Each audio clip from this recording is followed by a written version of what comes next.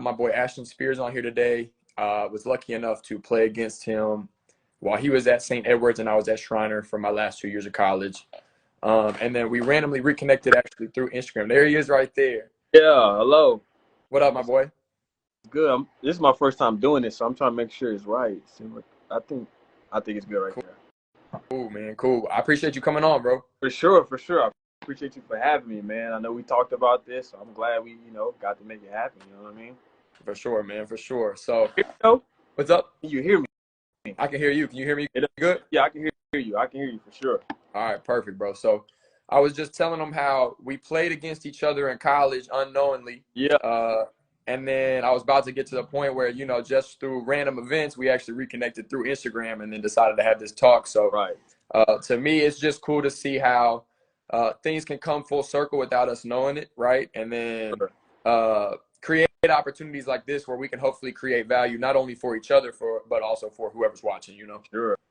I mean, that's what it's all about. Like you said, we played against each other a long time ago, and reconnected. I had you on Instagram for a minute and didn't even know, until I finally reached out because the content you was posting, I was like, man, like, I really love the stuff you be speaking about. And next thing you know, you were like, hey, I don't know if you remember, but we played against each other. And I'm like, oh, really? Like, man, that's crazy, So it's beautiful how the Most High works out to where he brings things full circle, like you say, for the better of not only for certain individuals, but everybody who's connected to it. You know what I mean? For sure. So 100%, bro. So let's go ahead and just get started with you just describing, yourself, kind of what you're about and how you got to your journey of playing professional basketball, because I know that was I'm assuming that's probably something that you dreamed about for a long time. So for sure. Well, first, I'm Ashton Spears, for the ones who don't know, from a small town called Independence, Louisiana. Talk about playing professionally. As a youngin', I really never thought, you know what I mean? It's crazy how things work. How we talk about, I didn't never have anybody in my area who played professionally. So as a kid, you only go as far as, what you see, and never had anybody look up to in that range. So I never really envisioned it, you know what I mean? But it's crazy how the Most High works and how he has a plan for all of us, and he made me be one of the few, you know what I mean, to have that journey, you know what I mean? And it's beautiful how it started off and how it's, developing. So, yeah, I played professionally for 4 years now. I was in Portugal last year. Had a good run, you know what I mean? But unfortunate circumstances happened. I fractured my finger, had to get sent home, to heal. It's the business side of it, the journey. But I'm grateful because, I'm still early in my career. So I'm still looking forward to what the Most High has for me in that aspect. So that's kind of where I'm at now, you know what I mean, as far as professional career and everything. Sure. So one big thing I like to touch on, especially when I'm coaching and training players, is the adjustment period from high school to college and then to professional, right? It's a big jump. I was unfortunately never able to go pro for my own reasons. But I went from high school to a prep school, walked on to a D1, went to a JUCO, then went D3 at Shriner, where I played you at St. Edward's. Yeah. So I was blessed. I was blessed to be able to see a lot of different levels and then have to make the adjustments between them. But I just like to hear other players' perspective of, like, when you went from high school, you went to Jacksonville State first, right? Yeah, Division I. So you went from high school to Division I. Kind of walk us through that that transition period and then where you went from there and the differences between each level. Yeah, so like I said, being, one of the few who's been on this journey to even play not only professionally but, Division I basketball, it was an adjustment because I didn't have nobody to, to have guidance from, so it was rough. It was rough. You 18, you getting thrown out there with, some men, and the difference between high school and college, man, I would say is more like athleticism, physicality and all that. Speed, obviously, because everybody is kind of like the best in their area, so it's a different level. So, but one thing I learned is, despite all that, it's really about how much work you put in. You know what I mean? Like outside of practice, outside of the games. Like that's one thing that really helped me become a pro. Because everybody is, everybody has their talents, and everybody can't be a pro. So what's going to be the difference, from being a good college player, professional? Work you put in, you know what I mean? How much willing are you to master your craft? You know what I mean? The hours. So that's, to me, that was the difference between high school, college, and going professional. 100%. I try to explain that to my kids right now that I'm training that want to make it to college. Is like, it's all about the time and energy you invest. Like, you're not going to get there if it's not something that's on your mind and something that you're willing to put action toward consistently. Like, you got to be really locked in and just Then, dedicated to, like you said, mastering your craft. And I think that a lot of them forget that there's various ways of that. You don't got to be in the gym to master your craft. You can be watching film. You can be stretching, sure, right? Taking care of your body, eating right, stuff like that. sure. And so just trying to get them to understand that mastering your craft has multiple avenues, but you have to be dedicated to that process for sure. Oh, dedicated, discipline. You know what I mean? And that's why a lot of people don't make it to the next level. You know what I mean? Because not everybody is willing to go through the suffering and sacrifices that it takes to be not only great, but to get to the next level. You know what I mean? Not everybody's willing. That's another thing. You know, greatness is not for everybody. 100%, 100%. So then this kind of segues us into the next question, but how did you gain your confidence? What really did you tap into when you finally realized, like, nah, I'm kind of special at this, and I know that whenever I choose to go out on that court, it's up to me to play well or play bad. You know, I can kind of tell from when I played you and what I've seen in terms of your professional highlights, like, Yeah. it seems as if you know that you're betting on yourself every time you go out there, and it's not so much the outside that's going to influence you. Just kind of talk me through how that became a thing in you, and how do you keep it on a consistent basis so that every time you go out there, you feel good? Sure. Well, I'm gonna try to make it, short in a sense, but it was my high school, my sophomore year in high school, junior year in high school, and I had an older brother who played senior, very good. You know, he's one of my favorite players. But everybody in a sense was kind of focused on me, watching me play. I always used to wonder why. You know what I mean? Like, here's my brother who I look up to, who I want to be like, and people are like, no, like, we want to watch your brother play, but you got something special in you. And like at that time, I never understood it, and I used to get emotional about it because I just used to feel like it was pressure. Like, I'm seeing something, y'all seeing something in me that I'm not even seeing in myself. So it's like, what's that about? But that was like the starting point of confidence for me. And after that, like once I would start playing games, and I would have people come up to me after the game, and the compliments and everything, and it was just like, man, like a lot of people see something in me, so I have to start seeing it in myself. So like ever since like that, like my senior year, every time I got on the court, I just wanted to just, you know, give people a show, not in an arrogant way, but it's like y'all taking the time to come watch, my team watch me. Y'all have lives, y'all probably have jobs, y'all probably tired from the day, but you're literally sitting here in the stands, like, so like I feel like I owe it to you, especially if you pay money to watch it. I feel like I owe it to you. You know what I mean? So like since then, man, like every time I stepped on the court, I just never wanted to come out the game because it's like, people in the stands watching. So I'm like, I got to show out every single second. You know what I mean? That's awesome. That's an awesome mindset to have, bro. Yeah, for sure. And even when I got professional, and even when I went to the professional ranks, the guy I'm going. I know it's thunder, and I don't know if y'all can hear that A little right bit, a now. little bit. Louisiana, man, the weather is bipolar, man. It's bipolar. But even when I got to play professional, now I'm in different countries. Now I'm amongst people who don't even speak the same language, people that I can't even relate to. But like it was still like that. Y'all came to watch me. You know what I mean? And even though we can't speak the same language, like we can all share a connection of a great moment. You know what I mean? So it's Through like the game. do the game. You know what I mean? So it's like, hey, I'm going out there to to give y'all entertainment. You know what I mean? Because Mm-hmm. for me, it's my career, but for y'all, it's like, man, like I want to sit back, relax, and watch some good basketball. So Yeah. And then go by ahead. doing that, you're inspiring the next generation because that's beyond words. You know what I'm saying? Some of those kids are gonna remember going to watch you play, and they'll be like, "I remember when he did this, this, and this." And next thing you know, they're gonna be out there trying to do the same thing you were doing. So And that's I never thought, I didn't mean to cut you off, but I never thought that I would have that dynamic in my life with kids, you know what I mean, would come to me and be like, like, man, you're special. Like I said, I didn't have that. yeah, You know what I mean? And it's much beautiful when you're at a deficit in your life and you're able to become that which you feel like you was missing out on. yeah. Like that's the part, you know what I mean? So That's awesome, bro. that's That's awesome. the part. For Now, sure. let's go the other end of the spectrum, man. We're talking all this positivity, but from what I've learned, and maybe you'll be different, but I want to hear it. Every player's had their lowest moment. You know what I'm saying? Their time where they hit some adversity or they hit some struggle. They might have started questioning themselves, doubting themselves.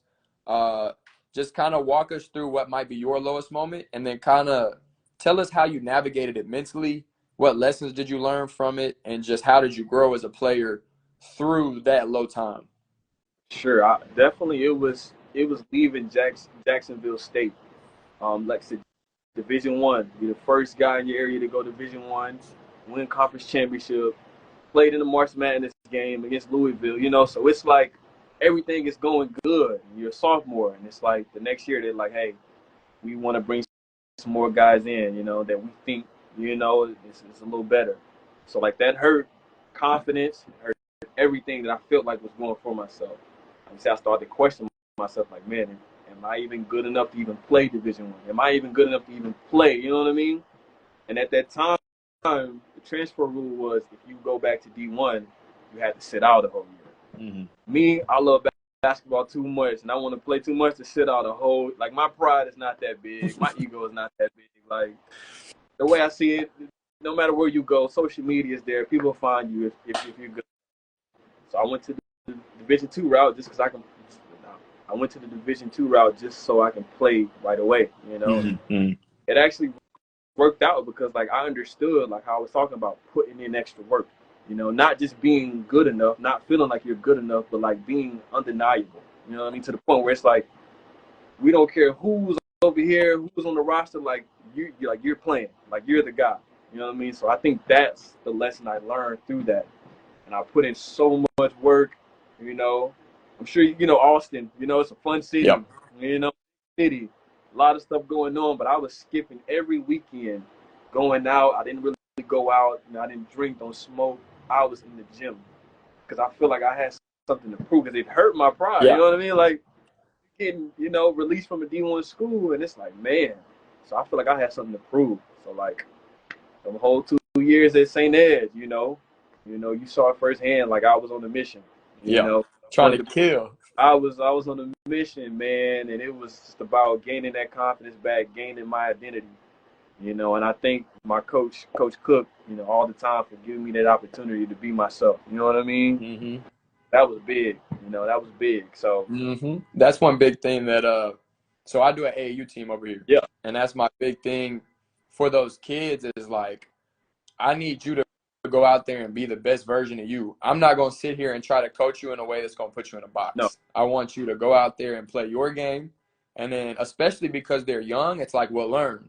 If Right. you're trying to do too much, we'll learn. But at your situation, it's nice to know that your coach kind of just said like, hey, go out there and hoop. Because I feel like when you're able to play freely and you don't got that, you don't feel like you got a leash that they can pull if you do something that they don't like, it changes everything because now all of a sudden, okay, I just get to show my skill. And if you're a guy, like you said, you're willing to sacrifice weekends. You're willing to sacrifice the instant gratification and the fun that you could be having, especially when, you could have gone the other way in the fork in the road and been like, well, I'm already a D1 guy. Now I'm at a D2, so I can kind of relax because, because I know where I could have been or where I was, but you were like, nah, okay. So like you said, they put a chip on your shoulder, and it was cool to see, that you took it and ran with it when you got there. So sure. And just know we played like 4 D1s at St. Ed's. So I was trying to prove a point every single time we played at D1. You know what I mean? Like every single time. 100%, bro. That was the lowest, and most people don't know that about my journey, but I'm glad you give me an opportunity to speak about it because for sure people just see my journey and be like, dang, like it was peaches and cream, like no, like everybody. I don't care how good things look on social media, like everybody has hit some type of adversity to the point where it could either went left or right. You know what I mean? It's good that we're able to speak about that so the kids don't have it in their mind like my journey has to be perfect. Yeah. Like if I'm facing adversity, then maybe I'm not worth it. No, like that's how you become great, on how you handle your adversity. You know what I mean? Like that's the key. So I'm grateful you gave me an opportunity to speak about that for real. For sure. Instead of feeling like the victim, just keep working. Keep working. I mean, because it's life, like life happens to everybody. There's no reason for anybody to be a victim in a sense, because nobody's living a perfect life. Nobody is living a stress-free, struggle-free life. So it's about how you handle your situations, your opportunities. You know what I mean? And that will tell you a lot about yourself. You as a person. You know what I mean? How well you can do for others. You know what I mean? So I'm never a victim to anything. I never take it personal. I like the challenge. It's like, okay, facing adversity, pray to the Most High, have faith, but I'm gonna do my work too. You know what I mean? 100%, Like, 100%. What's gonna happen? Am I gonna quit and just blame the world now? You know what I mean? Like, nah, like, gotta keep going. Yep. Gotta keep. 100%, bro. I love that. I love everything you just said, man. All right, let's pivot back to the more positive side. Give me your all-time favorite memory playing basketball. Man. Winning the championship, Division I level, Division II is up there. I won 2 championships in college, but I'm gonna take it back to my family.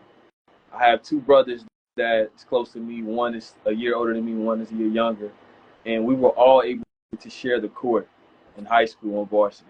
You know what I mean? I feel like that was really special because it's like these are my brothers. These are the people I grew up with, and normally you don't see 3 brothers on the court at the same time. It's like 2, you know what I mean, at most. Like to have 3 brothers playing varsity basketball at the same time on the same court. It's like in the time we're just looking at it like, oh, that's my brother, like, woo, woo, woo. But when you get older, it's like, man, that was special. Mm-hmm. You know what I mean? I look back on it like, man, like of all the crazy dunks I did, the buzzer beaters, all that, man, like that moment, I look back on like, man, I'm glad I got to share that with them. Yeah. You know what I mean? Who better to go to war with than your family, man? Family, like I'm on the court with my brothers, you know what I mean? Like, mm-hmm. Yeah, that was the best moment. Definitely. That's awesome, bro. That's awesome. Well, I appreciate it, man. All right, let's get to some off the court questions. Let people know a little bit more about your non-basketball side, man. So, do you have any passions outside of the game? Do you have any hobbies that you enjoy, man? And do you think – actually, let me just get you to answer that question first. Like, what are your hobbies outside the game? Oh, hobbies, man. I'm into all type of creative things. Drawing, you know what I mean? Music, like poetry. I like to write writings, you know what I mean? That I post on my Instagram, stuff like that, when I'm being creative and letting my creative juices just flow to everybody. But that's more so the things that I'm really into, that I find myself doing a lot other than just, hooping. So yeah. For sure. So that's beautiful, bro, because I think it how do I want to word this?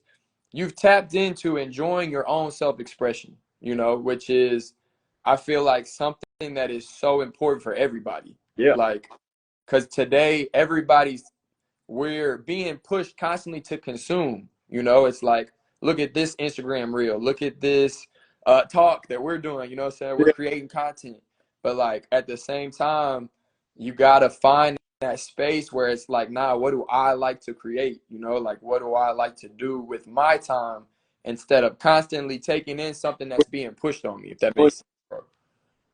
For sure, yeah. For all the people watching, man, like take time for yourself, like we're talking about, because it's important, because it's hard living nowadays with the social media stuff. You know what I mean? Like you said, we're always constantly consuming things and ideas and in the spotlight, to where we feel like we compare ourselves to being like this or being like that.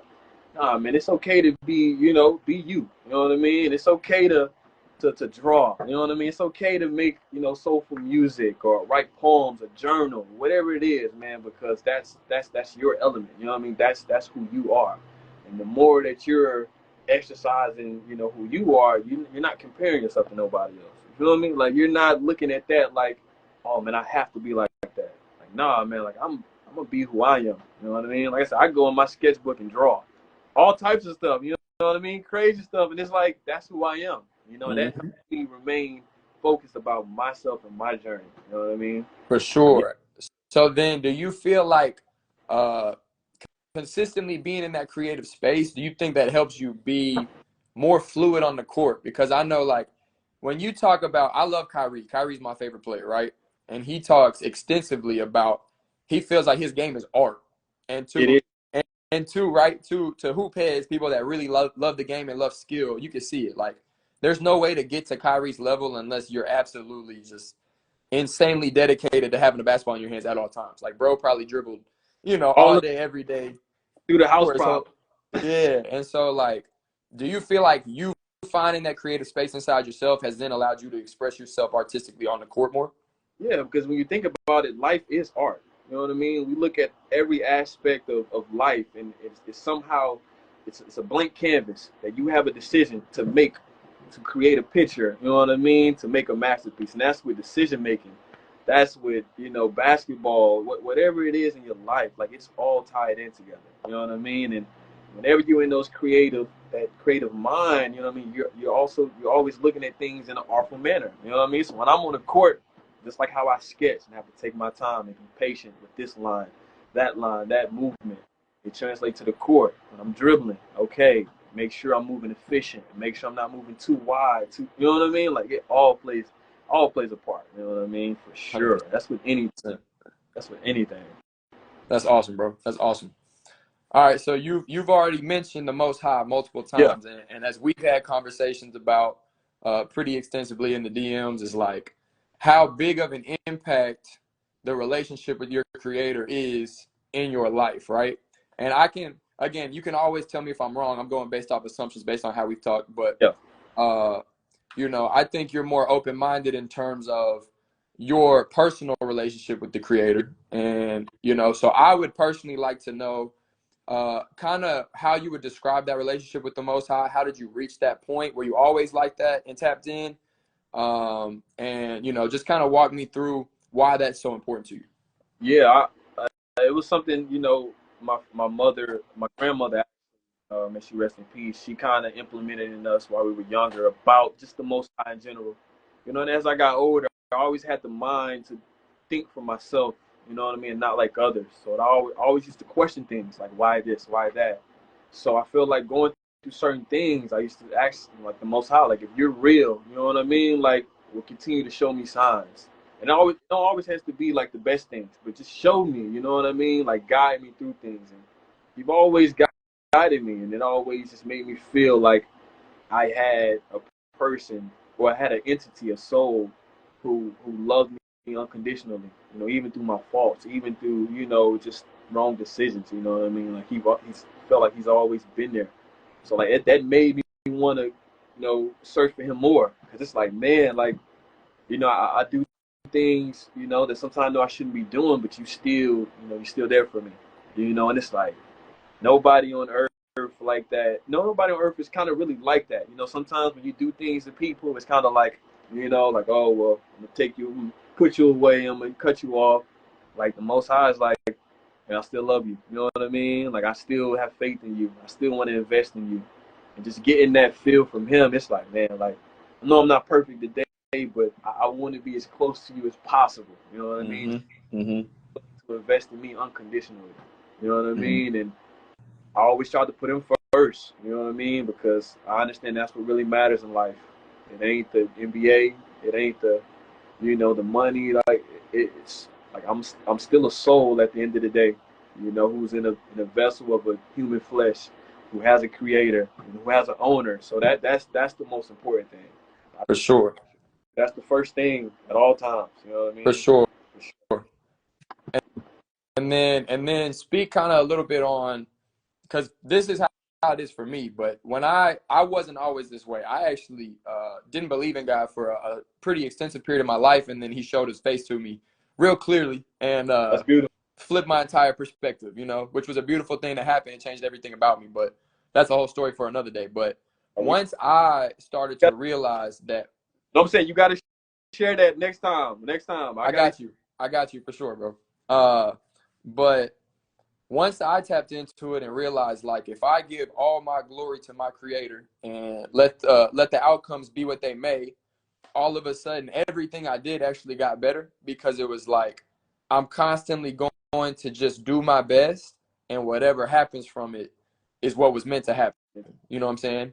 And so, do you feel like because of that relationship that you have with your creator, that it helps you again on the court kind of just have fun? Yeah. Because so many times, again, my personal experience in my career, when basketball was everything to me, results were what I predicated my entire existence on. If I had a good game, I was a good person. If I had a bad game, I sucked. I was trash. I was all these things, right?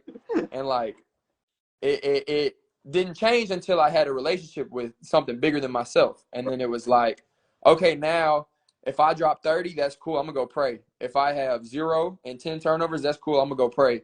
Because at the end of the day, I know that this is not where my worth lies. You know what I'm saying? And so do you feel like that's the same experience for you? Yeah, keep things in perspective. Like you talk, like we're talking about, it's bigger than basketball. You know, the Most High is allowing you to play this. You know what I mean? So you shouldn't really be putting all your efforts, not efforts, but all your thoughts and stuff just on, I hope I have the best game. You know what I mean? Or I'm gonna be the worst person. It's like, man, the Most High is allowing you to play it, keeping you safe from injury.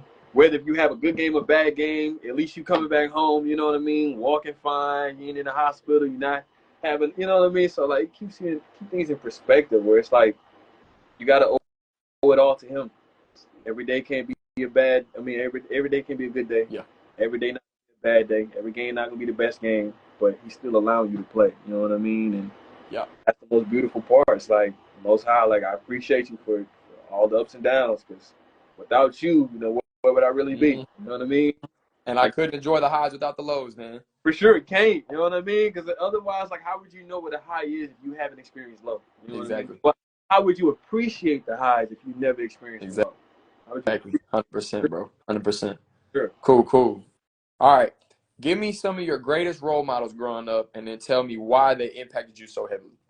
Greatest role models. All right. Well, I have one, and it's in the spiritual sense. The Messiah definitely is the biggest role model in the spiritual sense, because He's giving you the example on how to live and how to treat other people in the most perfect example. You know what I mean? Outside of basketball, just in life in general. So like, that's the biggest role model spiritually. But fleshly, my father, definitely, Cedric Spears. You know, wonderful man, and you know, I try to aspire to be like him. I get sad because every time I tell him, like, hey, I want to be like you, I always say, I want you to be better than me. You know what I mean? Yeah. Like you know what I mean? But him, my pastor, my late pastor, Isaac Williams, may he rest in peace. He was definitely a good spiritual leader, fleshly, in my community that I really looked up to. But there's been a lot of people on the journey that deserves credit, because, you know, throughout my life, I've been in different places where I had people, the Most High appointed people, to give me what I needed in the worldly sense to make sure that I'm getting through. You know what I mean? Sure. And narrow it down to a couple people. I mean, you know, if they know, they know. You know, like, it's just a lot of people that deserve credit for helping me get to where I'm at now. For sure. It always sure. takes a village. It takes a village, man, for sure. Can't do it on your own. Cool. All right, I got 2 more questions for you, brother. I'll let you go because I know you got to get to the gym, man. But did you have a book or a podcast or any source of information that really impacted you that you would recommend to not only players but just people in general? Oh man, I'm gonna go cliche.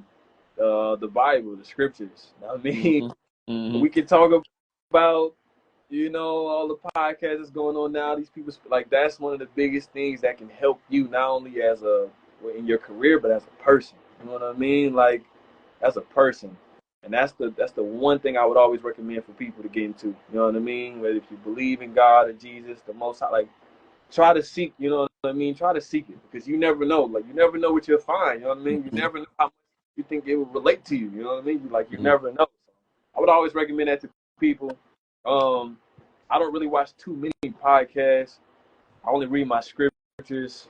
Like I said, I just draw, make music. That's beautiful, bro. You know what I mean? Because, like, you got to be careful who you listen to. Like, we talked about consuming. 100%. Careful, because, like, a lot of people, you know, if you're listening, you know, they're not really talking about things that may be profitable for you in your situation. For So sure. you got to have, you know what I mean, to understand who to listen to and what they're saying and how that can relate to you.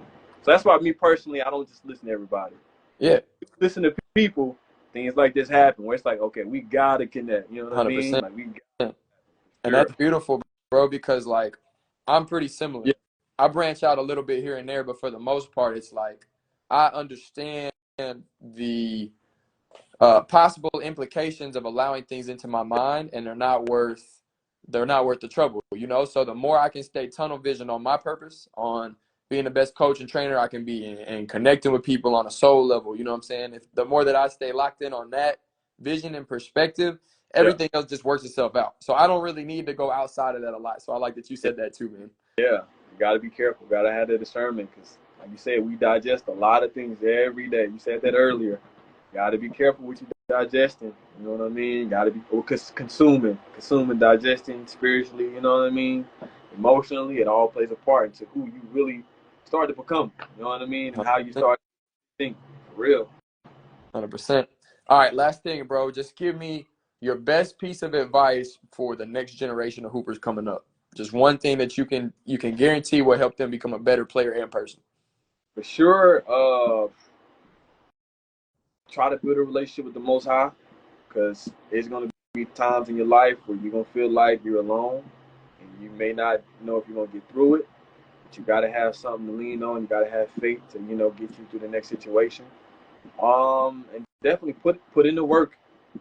Not only put in the work, put in the extra work. We're not talking about what's required. We're talking about the extra work, because extra work is always going to get you where you need to be, and it's always going to prepare you for your opportunity. Extra work never hurt. It never hurted anybody. You know what I mean? Never hurted anybody. And the third one, I say definitely find a mentor. Find a mentor, whether it's coach, trainer. Find somebody who's been on that journey, who's able to give you advice. Because it's important.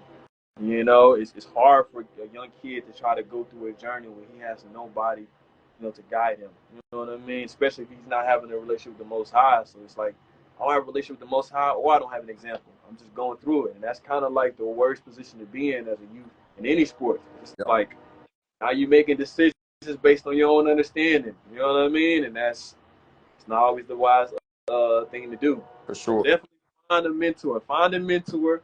Build a relationship with the Most High, and put in the extra work. I don't care about what you did at practice. I won't care about what you did before or after, because that was matter. Sure. 100%, bro. I love that. So for everybody listening, man, again, bigger than anything is the faith. Everything you do after that will be fine if you got the right feelings inside, because you got the faith. So sure, man, number one. Hey, this was great. I can't tell you how much I enjoyed this, bro. I truly appreciate having you on. I can't hold you any longer because I know you got to get going, bro. But sure. truly thank you. I appreciate you, and definitely got to link up sometime soon when you're around this area, bro. For sure. I plan on coming the Austin area soon. I haven't been in a minute. I got to make a special appearance. You know what I mean? For sure. But we definitely got to link up, and we should have some more stuff coming together. You know what I mean? Collaborating. I don't want this to be the last thing. Because this is a beautiful thing, and I'm pretty sure a lot of people, they appreciated this. So we definitely can collab on some more stuff. For sure, my boy. All right, bro. Have a blessed rest of your day, all right? For sure. Same. Likewise.